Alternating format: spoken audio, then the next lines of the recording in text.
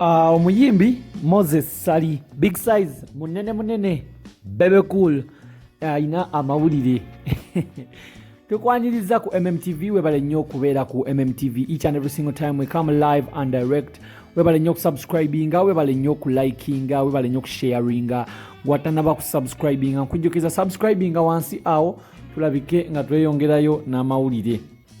Amawulire ge tukuletedde leero gakwatagana kweno one of the lions in the music industry of Uganda. Abasajja babaddewo okumala emyaka egiwera 2 era nga akyalina ennyimba hit songs paka nakati. BebeCool ono yavaayoko emabega kaawo n'atemyako n'agamba agenda kuba akola ekintu ekigenda okushokinga music industry ya Uganda n'okushokinga industry ya Uganda yonna. Neyagamba agenda kugulawo media house, gyagenda okuteeka enaggulu awo waggulu. Ajukire enaggulu awo ayinawo ennyumba, ayinawo apartments nene nnyo, zirina compound, zirina kavyu kalungi, ekibuga bakiraba bulungi. Yagamba agenda kugulawo media house agenda kuteekako TV ne radio bigenda okubesingira enaggulu awo, birabike nga biyongera ku music industry ya Uganda, nga bipromotinga abaana abato kosa n'abayimbi abanene. Yagamba radio zino ne TV tegenda kubeera nga ekolagana obanga ekola bintu bya Gaga Melody yokka, egenda kubanga eri neutral ng'ebintu byonna ebikwasaganya. Yayongerako n'agamba nti bayimbi batono nnyo mu Uganda. Actually omuyimbi oba munnakatemba oba MP ayina TV mu Uganda yekka ye Katolubwama ayina B24 TV.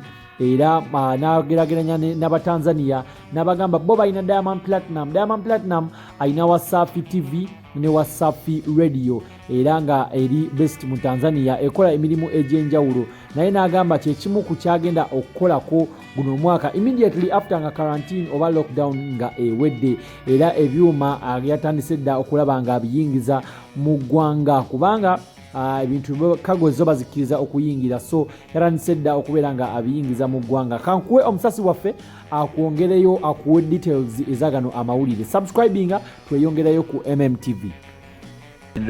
Ntambi Jameso Rich Boy Maxwell Jr.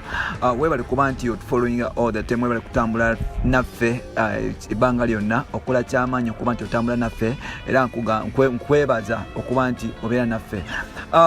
BebeCool bwekityo yegasse k'omu ku bayimbi ba East Africa abagenda okubeera nga balina TV oba media house ezaabwe. Apart from Diamond Platinum, Kogata ne Munakatemba muna Uganda amanyikiddwa nga Katolubwama alina TV emanyikiddwa nga B24. BebeCool wetwogerera yatandise okuba nti aleeta ebyuma mu Uganda. BebeCool yatandise okuba nti agenda kuopeningawo radio ne television station eye mu Uganda era nga station eno egenda kubeera side za wali enaggulu. BebeCool y'omu ku basajja abalina ebyobugaga bingi abava kitabireta mu kamera. Twakitegereko nti television eno agenda kugiteeka wali ku makage oba ku mansion ye eyenaggulu kasozi awo. Alinawo ennyumba apartment nene nnyo kugatane kuliko ne compound yamanyi. So n'olwekyo BebeCool twakitegereko nti yatandise okuba nti agula ebyuma ebya TV ne radio station era nga BebeCool after lockdown twakitegereko nti anaaba agulawo after lockdown anaaba nga atuuse ebyuma ebyo mu Uganda. BebeCool twakitegeddeko nti era nti y'omu ku bayimbi abafuna akasente okuva mu UN kogata ne NRM. So akasente ke yasala okuba nti aka investinga bulungi okuba nti takonono n'okuba nti akajajamya mu bintu ebitagenda mu maaso ebitagasa. So n'olwekyo BebeCool yasaze okuba nti akola media station ye era nga bwetwogerera yatandise n'okuba nti recruitinga abakozi be. Kino nno kiyinza okuba nti kigenda creating a competition between him ne TVs endala eziriwo because abamu kubachali ba BebeCool kuli MC Cuts ne Douglas Lwanga. Nsubira BebeCool bwanaleeta television station ye n'abantu eri open bali like okuba nti bamujoininga because bano bachali ate BebeCool y'omu ku basajja abakyasinze okuba nti basasula bulungi abanga akutegedde asasula bulungi. So n'ekyo BebeCool yegase ku bayimbi abalala mu East Africa no kizibu nnyo okuba nti omuyimbi yekolerawo media station yo kujjako Tanzania omuyimbi omu yakitulaga nti Wasafi Records Wasafi Studio kogatane Wasafi Media House jeri operating side zeri mu TZ wano no omuyimbi muna Uganda oba munakatembo omu amanyikidwa nga Katolu Bwama alina television station emanyikidwa nga B24 naye nga ate eno television station yagaana okuba nti etunda because tumanyi oba kinsonga kirwa kiyagana okutunda n'okuba nti eseringa mu bantu naye nga ate munakatemba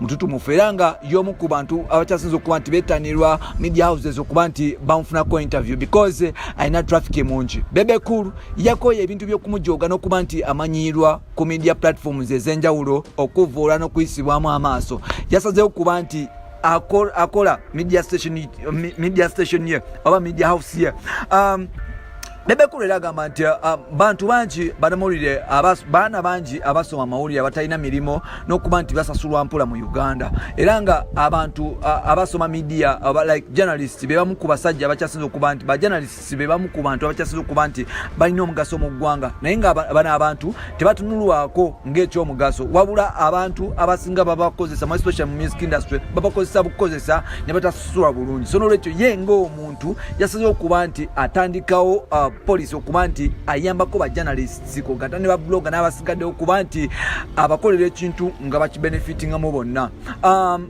BebeCool akasente kano temwebuuza gyakajja because BebeCool azakolera afuna projects ez'enjawulo twabagambako nti ye UN ambassador wa tuberculosis mu Africa kimala bumaze okuba nti asobola okufuna sente ezo ate n'okuba nti yadde yagobwa mu State House naye nga ate aza abakolera ekintu ekyenjawulo so n'olwekyo asobola okufuna akasente n'akagattawo BebeCool ebyobugaga byalina bayimbi bangi abatabirina wano mu Uganda kyobola abantu BebeCool abali mu music industry bamuyita Jay-Z kino nno kyakusoomoza Good Life Radio and Wizo batusuubiza okuba nti balina radio emanyikidwa nga Good Life Radio wali emakindi yagana okuba nti operating ate nga ne Jose Commune yatusuubiza radio kogata ne Commune's phone tetuzirabanga BebeCool anakituukiriza oba natulimba bino n'ebirala byoba olina mu episodes zaffe ezidako nsigadde ntabjimusobola okuba nti otambula naffe muganda waffe all the time n'okuba nti twekomira wamu mpola mpola n'okuba nti otwagala nnyo naffe tukwagala nnyo otuladdemu okuba nti olekawo opinion yo wansi awo mu comment section tubeera nga tukwatagana bye bye